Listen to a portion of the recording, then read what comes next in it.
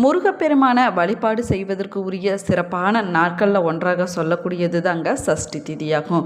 சஷ்டி திதியை வளர்ப்பிற சஷ்டி அப்படின்னும் தேய்பிற சஷ்டி அப்படின்னும் அழைக்கிறாங்க. வளர்ப்பிறையில் வரக்கூடிய சஷ்டியில் நம்ம விரதம் இருந்து முருகப்பெருமான வழிபாடு செய்யக்கூடியவங்களுக்கு அனைத்து விதமான வளங்களும் பெருகும் அப்படின்னும் சொல்லப்படுதுங்க. அதே போல் தேய்பிறை சஷ்டியில் விரதம் இருந்து முருகப்பெருமான வழிபாடு செய்யக்கூடியவங்களுக்கு அவர்களுடைய கஷ்டங்கள் அனைத்துமே தேய்ந்து விடும் அப்படின்னும் சொல்லப்படுது. அந்த வகையில் 2026ஆம் ஆண்டு மார்ச் 9ஆம் தேதி வந்திருக்கக்கூடிய தேய்பிறை சஷ்டி நாளில் முருகப்பெருமானுக்கு எந்த தீபத்தை ஏற்றி நம்ம வழிபட்டோம்னா நம்முடைய கஷ்டங்கள் தீரும். அன்றைய நாளில் கந்த சஷ்டி கவசத்தை எப்படி படிக்க வேணும், இதை படிப்பதால் என்னென்ன பலன்கள் கிடைக்கும், முருகனை எப்படியெல்லாம் வந்து நம்மை காப்பார் என்பதை பற்றி தான் இந்த பதிவில் நம்ம விரிவாக பார்க்க போகிறோம். வீடியோவை ஸ்கிப் பண்ணாமல் முழுசாக பாருங்கள். நம்ம சேனலை இப்போ தான் ஃபர்ஸ்ட் டைம் பார்த்துட்டு இருக்கிறீங்க அப்படின்னா நம்ம சேனலை சப்ஸ்கிரைப் பண்ணலன்னா சப்ஸ்கிரைப் பண்ணிக்கோங்க. கூடவே இருக்கிற பெல் ஐக்கானையும் ப்ரெஸ் பண்ணிக்கோங்க. நீங்கள் தொழில் வியாபாரம் செஞ்சுட்டு வரீங்களா, அதில் சின்ன சின்ன பிரச்சனைகள் காரிய தடைகள் ஏற்பட்டு கொண்டே இருக்குது. உங்களுக்கு லாபம் கிடைக்கிற மாதிரி லாபம் கிடைக்காமல் தள்ளி போய்கொண்டே இருக்குதா, நீங்கள் பணம் கொடுத்துட்டு உங்கள் கைக்கு திரும்ப பணம் கிடைக்காம இருக்குதா, இது போன்ற பிரச்சனைகளுக்கு இந்த வீடியோவுக்கு கீழே டிஸ்கிரிப்ஷனில் வராகியம்மன் ஜோதிட நிலையத்தோட தொலைபேசி எண் கொடுத்துருக்குறேன்.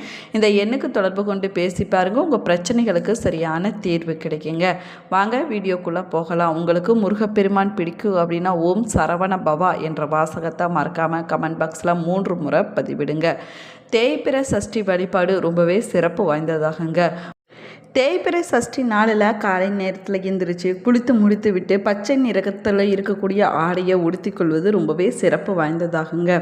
ஏன் அப்படின்னு கேட்டிங்கன்னா, பச்சை அப்படிங்கிறது புதன் பகவானுக்குரிய நிறமாகும், அதே சமயத்தில் முருகப்பெருமானுக்குரிய நிறமாகவும் சொல்லப்படுதுங்க.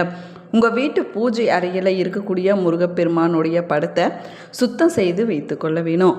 6 என்ற எண்ணிக்கையில் முருகப்பெருமானுக்கு சந்தனம் குங்குமம் வைக்க வேணுங்க.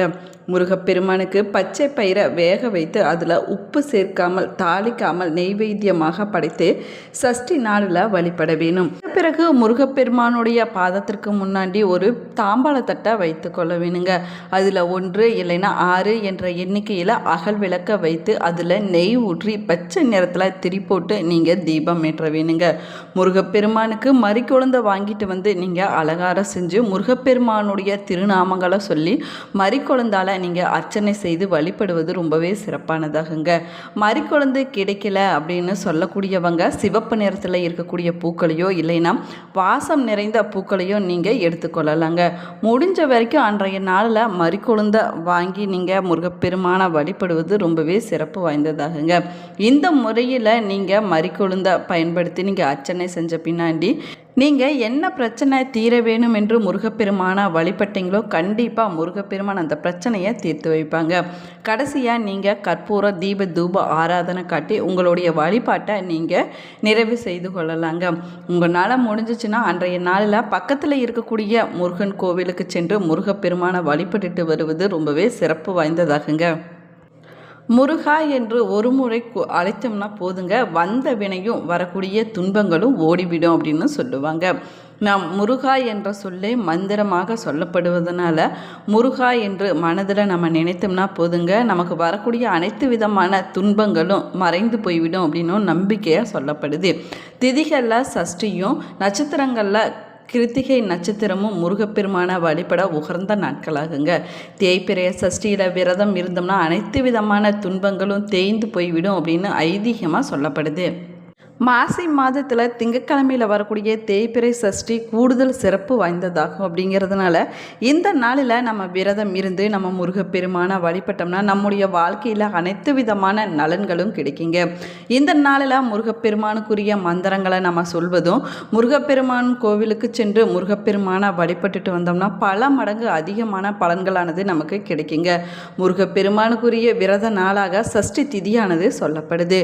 பௌர்ணமியிலிருந்து வரக்கூடிய 6வது நாள் சஷ்டி திதியாகுங்க. பொதுவாக பார்த்தீங்கன்னா ஜோதிட சாஸ்திரப்படி 6 என்ற எண் ஐஸ்வர்யத்தை தரக்கூடியதாக சொல்லப்படுதுங்க. 6 என்ற எண்ணிற்கு உரிய கிரகம் சுக்கிரன் அப்படின்னு சொல்லப்படுறாரு. சுக்கிரனுடைய அதிபதி மகாலட்சுமி ஆவாங்க. இருந்தாலும் 6 என்ற எண்ணும் சஷ்டி விரதமும் முருகப்பெருமானுக்குரியதாகவே சொல்லப்படுதுங்க. இதற்கு காரணம் என்ன அப்படின்னு பார்த்தோம்னா, முருகா என்ற சொல்லுக்குள்ள முப்பெரும் தேவர்களும் ஐக்கியம் என்பதனால முருகப்பெருமானுக்குரிய நாளாக இந்த சஷ்டி நாளானது சொல்லப்படுதுங்க. பொதுவாக பார்த்தீங்கன்னா குழந்தை பேரு இல்லாதவங்க தான் சஷ்டியில் விரதம் இருப்பாங்க அப்படிங்கிற கருத்து நம்ம எல்லோரிடமே நிலவிட்டு இருக்குதுங்க. ஆனால் முருகப்பெருமானுடைய அருளை பெற வேணும் என யார் வேணும்னாலும் இந்த சஷ்டி விரதத்தை கடைபிடிக்கலாங்க. அது மட்டும் இல்லாமல் திருமணம் நடைபெற வேணும், நீண்ட நாள் நோய் பிரச்சனையால் பாதிக்கப்பட்டிருக்கக்கூடியவங்க, நல்ல வேலை கிடைக்க வேணும் அப்படின்னு நினைக்கக்கூடியவங்க, செல்வ வளம் சேர வேணும் அப்படின்னு நினைக்கக்கூடியவங்க, அனைத்துலேயுமே வெற்றி கிடைக்க வேணும் அப்படின்னு நினைக்கக்கூடியவங்க, தீராத கடன் பிரச்சனைகள் தீர வேணும் அப்படின்னு நினைக்கக்கூடியவங்க, நம்முடைய வாழ்க்கையில் நல்ல முன்னேற்றம் ஏற்பட வேணும், இருக்கக்கூடிய தடைகள் அனைத்துமே விலக வேணும் அப்படின்னு நினைக்கக்கூடியவங்க இந்த சஷ்டி விரதத்தை கடைபிடிக்கலாங்க. அதுலேயும் மார்ச் 13ஆம் தேதி மாசி மாத தேய்பிறை சஷ்டியானது திங்கட்கிழமை நாளில் வருவது கூடுதல் சிறப்பு வாய்ந்ததாகுங்க. சோமவாரம் என்பது சிவபெருமானுக்குரிய வழிபாட்டு நாளாகுங்க. ஆனால் முருகப்பெருமான் சிவபெருமானுடைய அம்சமாக விளங்குவதால் இந்த நாள் பார்த்தீங்கன்னா ரொம்பவே சிறப்பு வாய்ந்த நாளாகுங்க. இந்த நாளில் நம்ம முருகப்பெருமான நினைத்து வழிபட்டோம்னா வேண்டிய வரங்கள் அனைத்துமே கிடைக்கும் அப்படின்னு நம்பிக்கையாக சொல்லப்படுதுங்க. மேலுமே மாதந்தோறும் வரக்கூடிய சஷ்டி விரதத்தை கடைப்பிடிக்க விரும்பக்கூடியவங்க அதிகாலையில் எந்திரிச்சு குளித்து விட்டு வீட்டில் முருகப்பெருமானுடைய படத்திற்கு பூக்களால் அலங்காரம் செய்ய வேணும். அதற்கு பிறகு தீப தூப ஆராதனை காட்டி நீங்கள் வழிபட வேணுங்க. காலையில் முதல் உணவாக 6 மிளகையும் 6 கை அளவிற்கு தண்ணீரை மட்டும் எடுத்து சாப்பிட்டு நீங்கள் விரதத்தை கடைப்பிடிக்க வேணுங்க.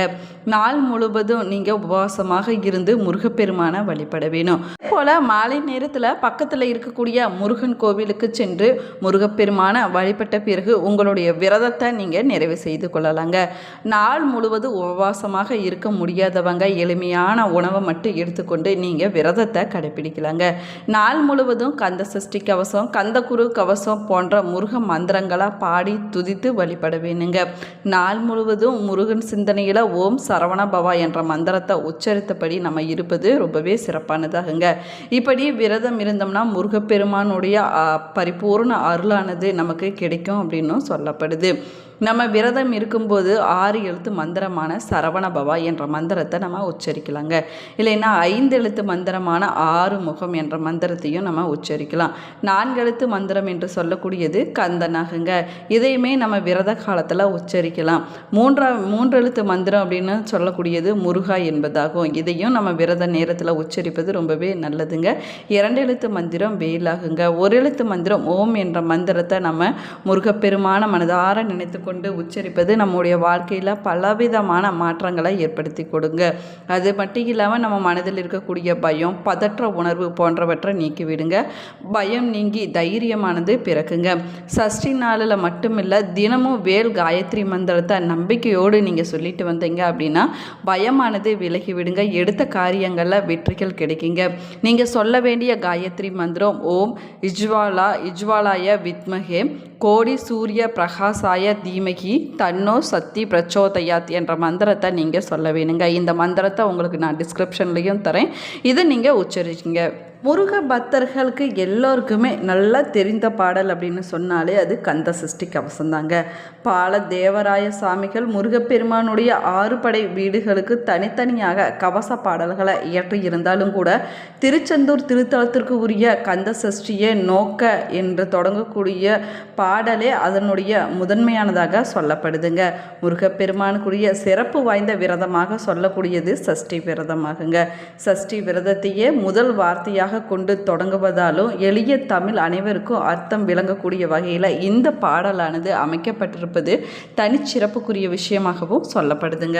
முருகப்பெருமானுக்குரிய பாடல்கள் மந்திரங்கள் எத்தனையோ இருந்தாலும் பெரும்பாலான பக்தர்களுக்கு தெரிந்த பிரபலமான பாடலாக சொல்லக்கூடியது முருக மந்திரமாக இருப்பது கந்த சஷ்டி கவசம் தாங்க. தினமும் கந்த சஷ்டி கவசம் தொடர்ந்து நம்பிக்கையோடு படிச்சுட்டு வந்தோம்னா நம்முடைய வாழ்க்கையில் பல அற்புதங்களானது நடக்கும் அப்படின்னு சொல்லப்படுதுங்க. சொல்லுங்கள்.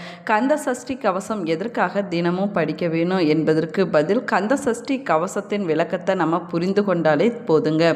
என்றால் நம்மை காப்பாற்றக்கூடிய பொருள் என்று அர்த்தமாகுங்க. போரில் யுத்த வீரர்கள் தங்களுடைய உடலை காத்து கொள்வதற்காக கவசம் அணிந்து கொள்வாங்களாமாங்க. இங்கு பார்த்தீங்க அப்படின்னா கந்த சஷ்டி கவசம் நம்ம எல்லாத்தையுமே தீமைகளிலிருந்து கஷ்டத்திலிருந்து காப்பாற்றக்கூடியதாகுங்க. இந்த பதிவு உங்களுக்கு பயனுள்ள தகவல்களை கொடுத்துருக்குன்னு நினைக்கிறேன். இந்த பதிவு உங்களுக்கு பிடிச்சிருந்தால் லைக் பண்ணுங்கள், ஷேர் பண்ணுங்கள், கமெண்ட் பண்ணுங்கள். இன்னும் நம்ம சேனலை சப்ஸ்கிரைப் பண்ணலன்னா சப்ஸ்கிரைப் பண்ணிக்கோங்க. கூடவே இருக்கிற பெல் ஐக்கானையும் ப்ரெஸ் பண்ணிக்கோங்க. Thank you friends.